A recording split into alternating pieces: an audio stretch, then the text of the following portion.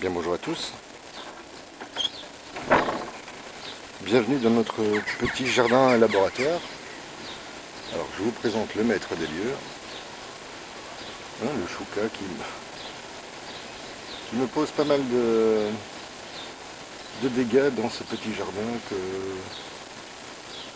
que nous essayons de maintenir en bonne santé malgré les fortes températures de ces dernières semaines, ce qui nous a obligés à couvrir une partie du jardin.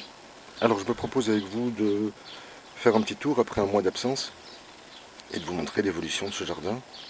Mais je vous promets de ne pas vous tenir trop longtemps, sinon je diviserai cette vidéo en deux parties. Alors ce sont les dernières pommes de terre sous paille et sur broyat qui sont en train de terminer leur croissance. Alors elles ne sont pas en très bon état et on peut comprendre pourquoi, puisque le mois de mars a été très ensoleillé, très sec, au moment même où la pomme de terre aurait dû recevoir un maximum d'humidité, de manière à ce qu'elle puisse développer son système racinaire. Voilà, ce ne fut pas le cas, et ben voilà. L'important cette année-ci, c'était pour nous de fracturer le sol et de le préparer pour l'année prochaine. Alors, certaines tomates sont déjà en place, ce sont les dernières qui ont... Non, ce ne sont pas les dernières, elles ont été placées il y a un mois, à peu près, et pour certaines d'entre elles,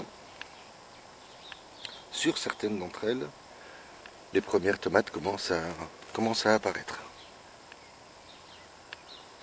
Celles qui ont été placées beaucoup plus tôt dans la saison, à savoir au mois de... à la mi-avril, ce sont celles-ci qui sont contre les murs.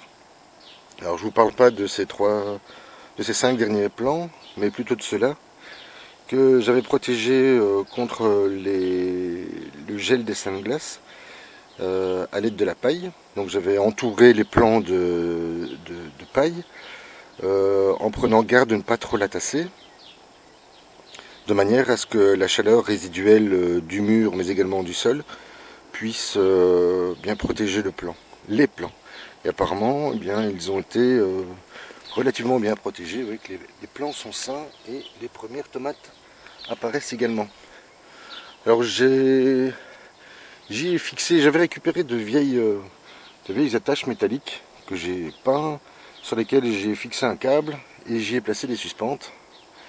Et je pense que c'est quand même la technique la plus simple qui existe et qui est, à mes yeux en tous les cas, pour l'instant la plus efficace. Hein, au fur et à mesure où le plant grandit, j'enroule la tige principale de manière à ce que le plant soit, porte ses fruits et ne s'écroule pas sous le poids des fruits. Alors j'ai passé un peu trop vite les pommes de terre parce que vous vous souvenez que j'avais réalisé ici 5 tests différents avec des matériaux différents, des compositions différentes. Ben, vous voyez que dans la plupart des cas ça s'est bien déroulé. Principalement dans ce bac-ci, sans doute parce qu'il est en plastique et c'est un bac que j'avais récupéré sur le bord de la route.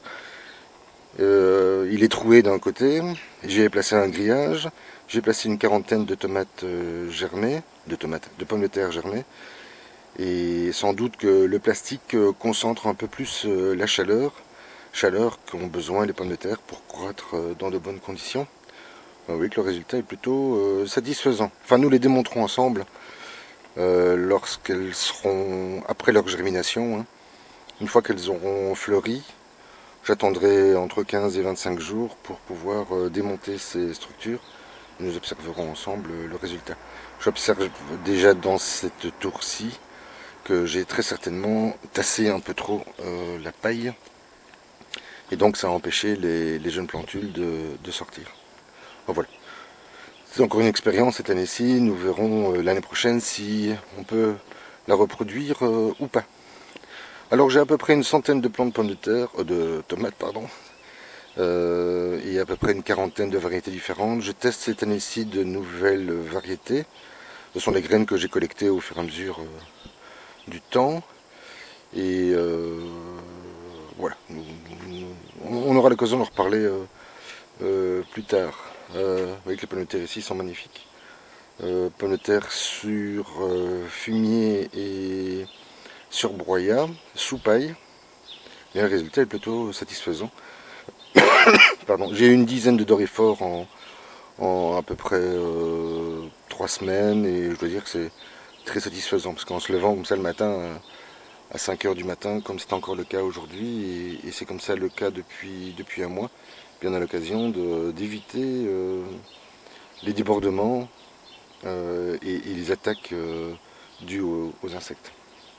Ces plans-ci avaient également été placés avant les Saintes Glaces, hein, pour rappel entre le 11 et le 15 mai.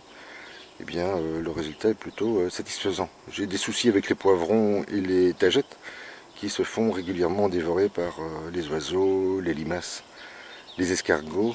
Et j'ai même découvert la semaine dernière la présence de 2 musaraignes. Dans un premier temps, je les laisse. Je ne vais pas les chasser parce qu'elles vont sans doute m'aider à lutter contre les rampants, donc c'est les fameuses limaces et les escargots. Alors vous vous souvenez qu'ici j'avais installé à gauche une planche composée principalement de mange-tout. Bon, la plupart ont été mangés par les oiseaux. Donc j'arrête de me battre avec eux, je me dis que je les nourris. Et par contre, la récolte de petits pois, j'avais envie de la conserver. Et donc j'ai installé ces grands filets qui sont à ma disposition. Et je dois dire que pour l'instant, ben, c'est plutôt en bonne voie. Je ne sais pas si vous les devinez à travers le filet. Voilà, j'espère pouvoir obtenir une première récolte satisfaisante. Par la suite viendront les derniers plants de tomates. Le noisetier se porte à merveille. Avec les petits pois, les haricots ont eu beaucoup de difficultés à croître, puisqu'ils ont été plantés en période de sécheresse. Et donc j'ai eu, voilà, j'ai pas une très belle récolte. La planche n'est pas en très bon état. D'autant que je me suis aperçu que j'avais la brouche dans les graines de haricots. Ce sont des petits vers qui se nourrissent enfin, sont des insectes dont la larve se nourrit du haricot. Et bien voilà, c'est encore une expérience nouvelle. L'année prochaine, je devrais m'y prendre autrement. Ça, ce sont mes graines que j'avais récupérées des haricots de Michel de l'année dernière. Et j'aurais dû les faire sécher autrement. J'ai maintenant compris comment faire, mais voilà. Il est un peu trop tard pour faire marche arrière. Je pensais détruire la planche et y placer de nouvelles tomates, mais je vais quand même laisser les plants aller jusqu'à leur maturité. Avec les framboisiers sont magnifiques. Et les framboises délicieuses. Avec la taille de février quand même très satisfaisante. Hein. À l'inverse de la taille de septembre ou d'octobre. Le plant est à peu près aussi grand que moi, hein, donc je dirais un peu moins d'1,80 m. Dans la Butugel culture, je ne sais pas si vous vous souvenez, j'y avais placé des salades qui ont toutes grandi très vite grâce aux apports d'azote qui sont présents dans la butte. Et je les ai remplacés par la dernière courge, courge Bejaoui Mornagui. Et j'y ai placé également quelques courgettes, mais également, et je vais faire un test cette année-ci, quelques concombres, puisqu'on nous annonce un été très chaud. Il est probable que cette première culture puisse réussir. Enfin, nous verrons bien, nous sommes toujours dans l'expectative. Alors, je continue à réaliser des bacs. Je vous montre celui-ci rapidement, mais il n'a pas d'intérêt particulier, sauf que les tomates ici seront en partie à l'ombre la journée. Je voudrais voir si elles peuvent grandir dans de bonnes conditions. Alors, j'ai toujours pas eu le temps de terminer mon travail sur cette ancienne butte bateau, parce que je récupère en fait la terre que j'ai tamise et avec laquelle je nourris une partie de mes bacs. Vous vous souvenez de cette planche-ci qui, à mes yeux, avait beaucoup de difficultés à grandir. Eh bien, au final, je dois dire que je suis plutôt satisfait. Regardez les salades, si elles sont pas magnifiques. C'est presque digne d'un travail de professionnel, que je ne suis pas. Hein, puisque, vous le savez, ce n'est que ma deuxième année d'apprentissage de la vie au jardin, dans un sol vivant, dans du broyat. où je travaille avec les mycorhizes et c'est un véritable apprentissage pour moi. Donc je ne maîtrise pas encore bien l'ensemble des techniques, mais je veux dire que pour cette planche-ci, je suis relativement satisfait. J'ai dû recouvrir l'ensemble de mes bacs, puisque on a eu de très fortes périodes de chaleur. Et voilà, pour vous montrer un exemple, ces bacs-ci ne sont pas couverts, vous voyez l'état des laitues. Et ici, des laitues qui étaient en principe perdues, qui ont été protégées, et bien tout de suite, on voit la différence. Donc je pense que ces filets brise-vent qui laissent passer la lumière à 50%, eh bien, est finalement une bonne option. Alors je vous montre rapidement ces tomates qui ont également été placées avant les seins de glace. Vous voyez le résultat, hein. C'est plutôt surprenant. J'ai des plants qui atteignent maintenant 1 mètre.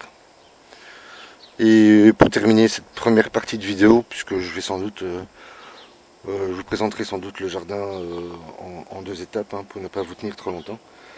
Ben, vous voyez que les courgettes vertes sont en fleurs, hein, comment dire, la fructification est en train de se mettre en place. La courge beige, oui, mais je vais également vous montrer les autres, de manière à ce que vous compreniez la différence entre toutes ces plantes qui ont été placées le même jour. Et regardez, si c'est pas magnifique. Les premières courgettes sont déjà en train d'apparaître. Et vous voyez la taille de la courge qui est en train de se développer. Eh bien, c'est tout simplement lié au fait que, comme ce sont des plantes gourmandes en azote, là-bas je n'avais mis que 20 cm de fumier de broyat, et ici j'en ai mis 40. Alors évidemment, le sol est en train de se tasser. Ça, c'est lié au phénomène de décompaction et de déconstruction du sol. Et le résultat est plutôt satisfaisant. Donc à l'avenir, je procéderai de la même manière, à savoir que j'y mettrai une grande dose de crottin et de fumier de cheval. Voilà, je vais vous laisser ici pour cette première partie. Je vous souhaite une excellente journée et je vous dis à très vite.